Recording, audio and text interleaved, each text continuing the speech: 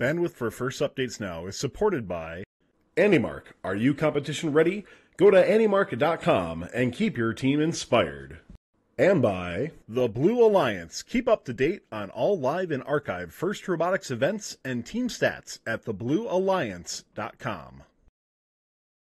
First Updates Now is brought to you by viewers like you. Fun relies on the generous support of our fans in order to continue to keep creating content. Please consider donating, giving bits, or subscribing. Subscribe for a few bucks a month or for free through Twitch Prime. And don't forget that our subscribers get 5x chance to win on all giveaways.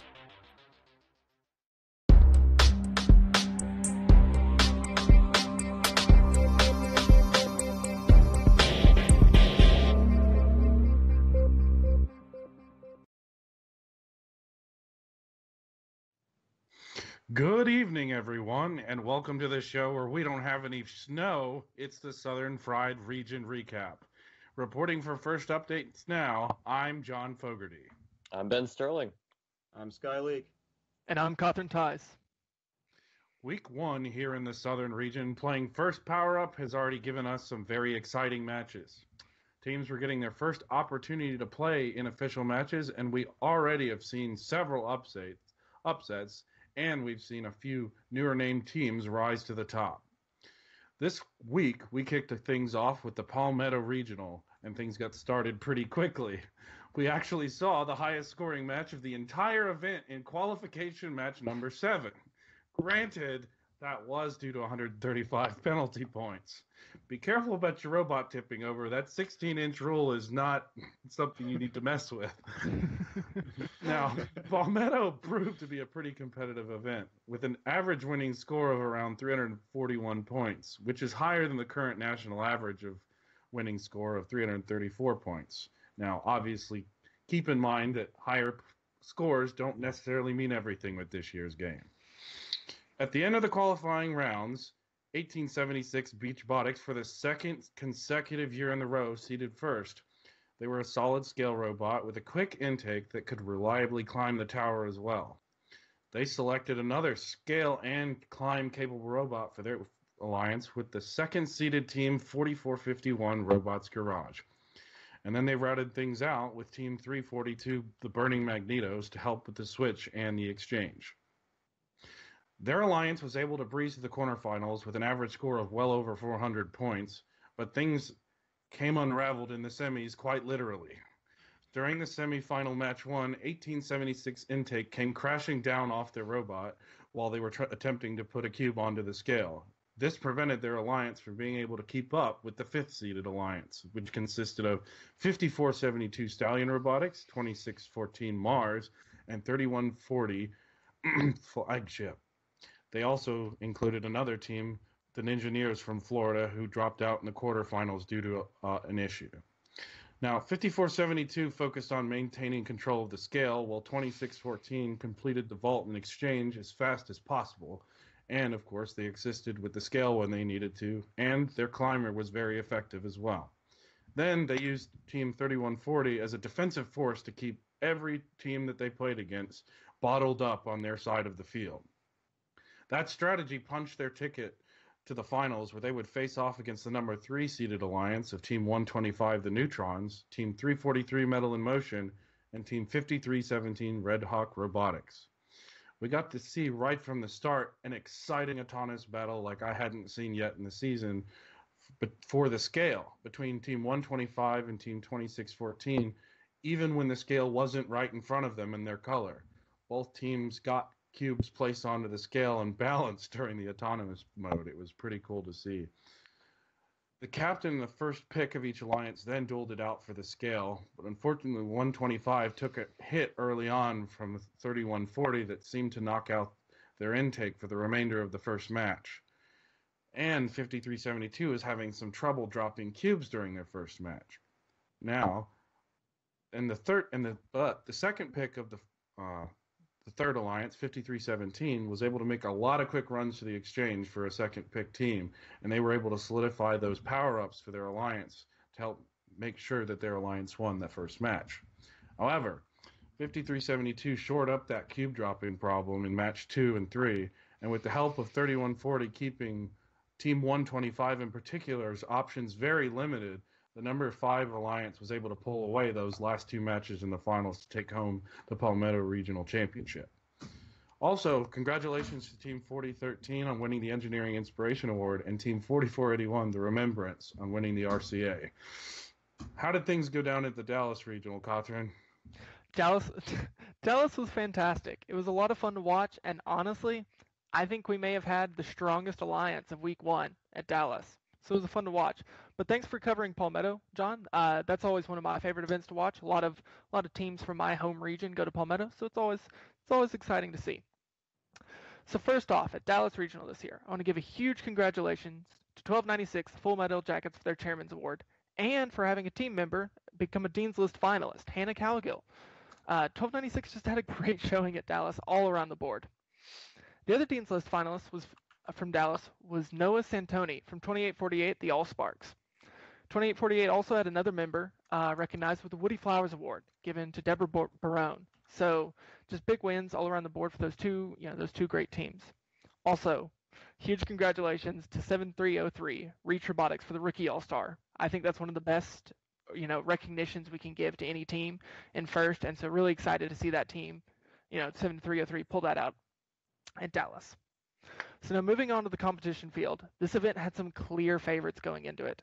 148, 118, they were dominating the conversation with their impressive reveal videos and just their amazing machines that they came out of build season with. One of the really impressive parts was just those 2 reveal videos have already garnered over 100,000 views combined in just about a week. So they were clearly dominating. I mean, they were the hot topic for this event. And so as we move into the quals, one of the most exciting moments of the season came early in quals match 14, where we got to see 118 and 148 go head to head and compete against each other. And so it was really exciting. So just from the very start, from the get-go, from the start of the match, we see the scale tip into 148's favor, literally.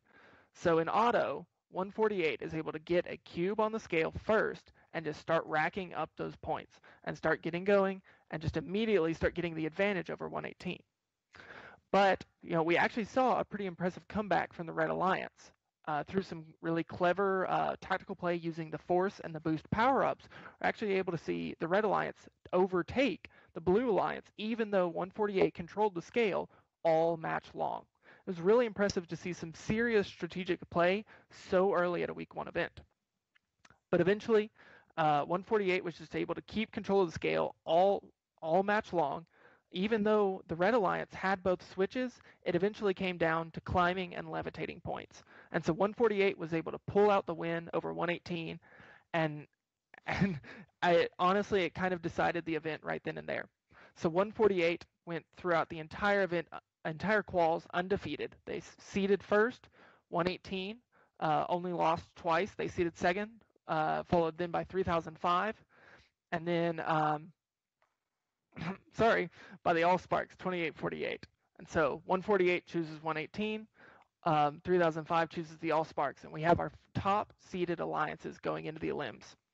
Now, 148 just continues, 148 and 118 together just continue to plow through. They're undefeated. They're beating everybody. They're just getting so many points because they get to the scale, they get to the switch first, and they just own them for the rest of the match. Now, it was really exciting to see this really new rookie, the 71-79 team. They had the fastest cube throughput, I think, of the entire regional. I think of all of FRC right now.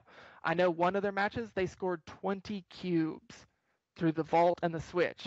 It's just an insane amount, more than anybody else, I think, so far. But even with this massive cube throughput, they just aren't able to keep up with 148 and 118. And so 148 and 118 sweep through the elimination rounds and get to the finals. Now, 3005 and 2848 did the same thing. 3005 was undefeated all the way through the quals, all the way through quarters, semis. Did they get to the finals? And they just can't keep up with the amount of cubes that 148 and 118 are able to put up. And so it was really impressive seeing just this level of strategic play and competitiveness in a week 1 event. I mean, I was talking to other compared to 2016 or 2017 especially, this did not feel like a week 1 event. This felt like week 3, week 4, and it was just amazing to watch. one of the big things, one of the interesting things about Dallas is that we will get to see a lot of these same teams, 148, 118, All Sparks, 3005, 1296. We will get to see these teams again at the Colorado Regional. And so a lot of people are thinking, how do we beat 118 and 148? And so it'll be really interesting to see how teams develop their strategies and learn from the Dallas Regional and take this to the Colorado and to their future regionals and see where we go from here. But I'm really excited about what happened this weekend and what will happen in the future. So, Sky, after that, how's Northern Virginia for you guys? I know it was quite a bit. Yeah, so the Northern Virginia event got off to a rough start with some high winds of over 60 miles an hour, creating some power outages in the area in the nights leading up to the event. This didn't stop the hosts from rising to the occasion and having the field ready for matches on Saturday morning. Teams were allowed to show up as early as 6 a.m. on Saturday in order to make up for the delays caused by the bad weather. Several of the 38 teams attending, representing 4 different states, had lift and elevator issues out of the gate. Cube control, at least at several events in week 1, was a bit of an issue. This gave teams who had the mechanical wherewithal to solve these issues and on the edge on grabbing those juicy district championship points. 76 qualification matches were played, with one heavily fouled match resulting in a score of 633 points, of which 230 were fouls. A more reasonable high score of 439 was posted later, drawing only 5 points in fouls. Playoff matches fell short of this high score by a fair bit. The average winning margin of the overall qualification matches was 163 points. This was about on par with all the Week 1 events, and it will be interesting to see if the winning margin increases or decreases, or stays steady, at about 150 to 175 points over the subsequent weeks of play. Climbing and qualifications took a while to heat up, only to become a really common occurrence about halfway through the qualification rounds. Climbs of any flavor only occurred in about 10% of the opportunities. Matches with both red and blue block climbing occurred in about 12% of matches. It took until match 41, the same match we saw the ridiculous high score of 633, for 2 robots on the same alliance to climb together. This only occurred 4 more times in qualification matches, and 4 more times in matches, in match 50, 55, 73, and quarters for match 2. No outright triple crimes were successful over the entire event. After the qualification matches, the usual suspects fell into the top spots, with 55-46 Art taking the number 1 seed. Art proceeded to pick up the number 2 seed, 1731 Fresta Valley Robotics Club, and 55-49 Griffin Robotics. In playoffs, the number 1 alliance rolled through the number 8 and proceeded to take on the number 4, comprised of 4472 Supernova, 612 Chantilly Robotics, and 6504 Falls Church High School Robotics. The number 1 alliance was dispatched in the comeback 3 matches by number 4. Moving to the finals, the number 4 alliance was set up to face against the number 7 alliance of 422 Mech Tech Dragons, 3274 Rocktown Robotics, and the Lone Michigan team 141 Wobot. In this level of play coming forth, the number 7th alliance, it was obvious that with this level of play coming forth from the number 7th alliance, it was obvious that they had a significant time in sculpting this alliance for the upset. The 2 matches of the final series resulted in the number 7 alliance handily beating the number 4 alliance with scores of 362 to 195 and 406 to 183. Both these matches were relatively low in fouls, but with a combined foul score of 65 points. Congratulations to Team 888, Robinitiators, for their Engineering Inspiration Award, and to the event chairman's award winners, 422 Mech Tech Dragons, for their Kling Bing. Thank you also for the input from the Chesapeake Bay District folks over there. Ben, how are things in Gainesville? You know, Gainesville is a blast with 5 out-of-state teams competing, which might not sound like much to most people, but in Petrie District, that's huge, where traditionally we only had anywhere from 0 to maybe 1 out-of-state team competing. So it's really showing Petrie District starting to have some competition and starting to really be set on the world stage. We had 2 teams from North Carolina, Team 587 and 1225, and 3 teams from Indiana, Team 829, 3494, and 4926. Now, this event scores were all over the place, the lowest score being 15 and the highest score being 47, although the average is around 222, so a little bit lower than most of the other regionals being played this past weekend. Now, there was a lot of really interesting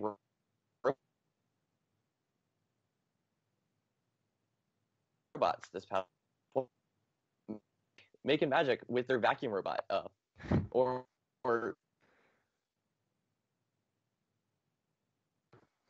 So he was quickly referring to my team's robot, Suckbot. actually. Also,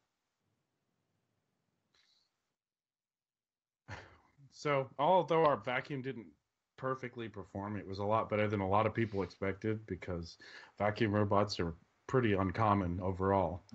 And in the end, my team was ranked 8th, and we were picked 2nd overall by the 2nd-seeded alliance. Now, another team that impressed Ben a lot was Team 7104, Benedictine Military School. They're one of the only 2 military schools competing at Gainesville, and it was really insane how much they improved the event. They showed up on Friday with a robot that couldn't drive, and it was very, very far from passing inspection. But with the help of a couple other teams, they got their robot working well and driving onto the field. Now, it wasn't just their robot that was impressive, it was also their driver. Despite only having a kitbot and with no way of grabbing or picking up cubes, their driver was able to score in the exchange extremely well, considering that all they could do was touch the cubes and kick them around, basically. So their robot was what you would really call a truly minimal viable design. And they were still competitive even with the much larger, heavier, and expensive robots. And this is why I really, really like this year's game overall. So 7104's robot was selected by the number 1 alliance, by Team 6705, Wildcat 5E, as their 2nd pick. Also on the 1st seed alliance was Team 829, the Digital Goats from Indiana. They gave up their captain position in the number 2 seed to join the alliance. In the end, the number 1 alliance fought their way to the finals to compete against the number 3 alliance, which was captained by Team 4189, the Chargers. The number 3 alliance ended up taking the win by doubling their opponent's score in the 3rd match of the finals, which was a very, very close fight. At this event, Team 1311, Kel Robotics, it's a team I have a great amount of respect for, took home the Chairman's Award. It's their 2nd year in a row winning the Chairman's Award at Gainesville, and it's their 7th year in consecutive of winning the Chairman's Award overall. Engineering Inspiration was taken home by 4188, the Columbus Space Program, the team that competed on Einstein last year, and also was the team that got to come up to the Festival of Champions. And Rookie All-Star was won by Team 6925, WA Robotics. We had a lot of fun at Gainesville, myself and Ben, and we can't wait to see what happens at Dalton next week. So, I just wanted to get everyone's thoughts on this topic really quick. How do you think power-up play is going to change over the course of the season? Honestly, in most of the matches that I was watching, we saw a lot of teams using the levitate power-up first, no matter what happened. Even when, honestly, in some cases, boost may have actually been the better choice. It's 4 points a second if you have control of both the switch and the scale, which will total 40 points versus just the 30 points from levitate if your alliance has no chance of getting to face the boss ranking points because you don't have a way of getting more than 1 or 2 robots climbing. I know this is just a more playoff relevant position, but it's still something I saw a lot. What do you guys think? I didn't notice many matches fall within that narrow of a margin. I mean, you're totally right about that, but I'm sure teams will get more comfortable with the power-up selection as the timing goes on and the season progresses. Yep, I'll throw mine in with Sky as well. The average win margin right now is about 150 to 170 all across week 1. Force boost, they don't matter right now. Teams just need to move cubes, move them fast. That's everything else is playing second fiddle. Awesome. I definitely agree. Hopefully I don't die this time. I haven't seen much strategy yet in the use of power-ups. It's, mostly just they put some cubes in, they hit a button, and they don't really think about it too much. Although I think as the season progresses, we'll start seeing a lot more thought go into it, and hopefully that starts affecting the matches a whole lot more. Gotcha. Well, coming up this week, we've got what the regional I'll be covering in particular is the Orlando Regional, which is known, honestly, as one of the most competitive events in the South. We'll see teams like 179 Children of the Swamp, 233 the Pink Team, 180 Spam, 1902 Exploding Bacon, 744 Shark Attack, and even 44 Navy Moon. Again, it's the Rembrandts. I got it right this time. And a whole lot of other teams that, you couldn't name them all even if you tried, unless you went on the Blue Alliance and read the whole list. But honestly, it's going to be a really great event. What do you think? How's your event going to be next week, Catherine? So I'll be covering the Arkansas Rock City Regional, and this will be a great chance to see some robots with a lot of hype coming in off of build season. We'll get to see the perennial Swervsters with 16, Bomb Squad. We'll get to see an awesome California shooting team, 701 Robovikes. We'll see 3310 Blackhawk Robotics, one of the strongest teams last year. And we'll get to see 323 Lights Out take the field in official competition for the first time. So I cannot wait to see these teams. I'm just so excited about this event.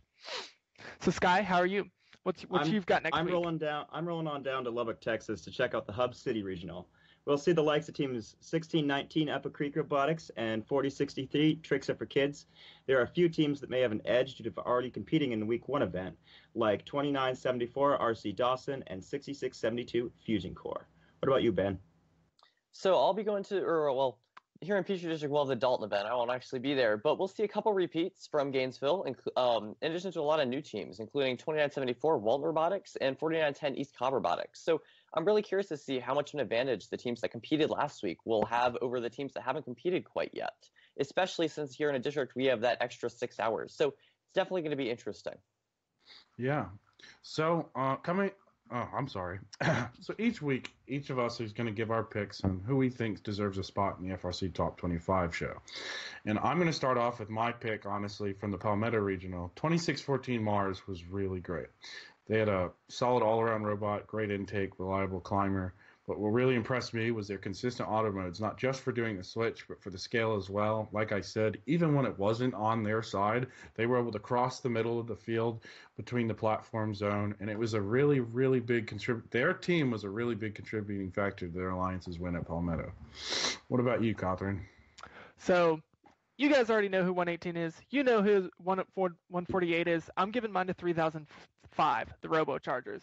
They almost went undefeated the entire event at Dallas. They did a really great job, and I think they'll be coming to Colorado Regional with just come out of the gate swinging, and I think we're going to see great things from them. I'm going to take a stab at 2848, the Allsparks. They gave the #1 Super Alliance at Dallas a run for their money, and we'll be fighting it out with 118 and 148 all over again in Colorado. Their machines showed real promise in the Dallas Regional, placing them at rank #4 in a very competitive field. Ben? Yeah, so my pick would be Wildcat 5E, Team 6705. As a second-year team, they're performing exceptional. I mean, they're really doing well as a second-year team.